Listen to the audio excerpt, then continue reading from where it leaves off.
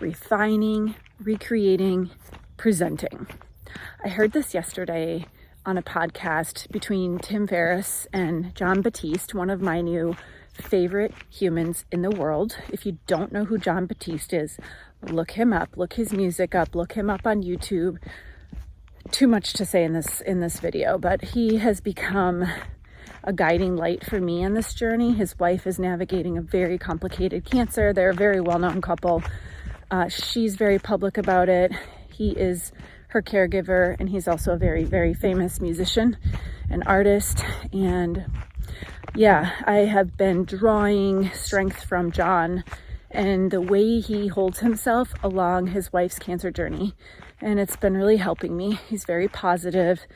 And anyway, he was talking about how he believes his philosophy is that as humans, we all have 2 to 3 maybe main idea sets in our lifetime that we basically just reinvent, evolve, and continue to present to the world. And he talked through this process, and his craft started with music, and he has refined that and presented himself in many different forms, and it's been really cool. But music's always been at the core. And I was thinking about what my 2 to 3 ideas have been that I've done or had over the course of my lifetime, or that are just kind of pillars in my life, whether I realize them or not. And writing is 100% one of my main idea sets, or how I live my life, how I craft my life. So Jon's is music, mine is writing. And I have recently come back to writing, even though I've always written to myself or for myself. I have an English minor. I had a podcast that is kind of written word in audio type form, but it always entailed a lot of writing and research and writing down ideas and writing down questions for my guests. I write a lot on LinkedIn as an example. That's probably my main writing platform.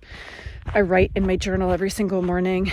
So even though I'm not an author, I haven't published a book, I consider myself a writer 100%.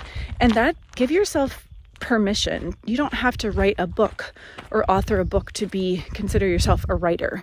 You don't have to sell your art in a gallery in New York City to consider yourself an artist or a painter. So I think we need to start giving ourselves some more permission. And I wanted to invite you to think about this message. That's not my message, it's Jon's message. But if you narrow down to 2 idea sets or 2 kind of pillars in your life that you always come back to, what would those be? And I'm not talking about a corporate title. Set that aside. Yes, we do that. We show up and that's fine. Whatever your title is. But what else about you at your core has existed in your 7-year-old self before you took on a corporate hat, or before you took on a caregiver hat, or before you took on an internship hat? What in your core is creative about you, or what's your idea set? This could be a difficult prompt, but it might be a prompt and a place for someone to start to say, I actually don't know if I have even one skill. You can think about it as your superpower, however you want to think about it. If you don't have one, this is a great time and place to start exploring what that could be.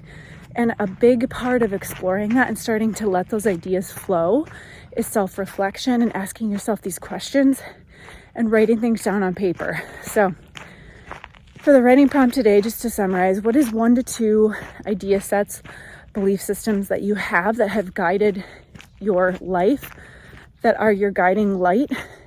Again, mine is writing, Jon's is music, yours could be art, it could be interior design and having a really strong design eye, whatever that is. And if you feel like you don't have that, or you're not sure, follow a curiosity on your page. And what would that be? If you could have any skill set in the world that you don't have today, create it for yourself. Imagine it. What would feel super fun and playful and just good in your body?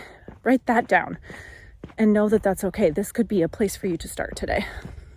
Happy writing.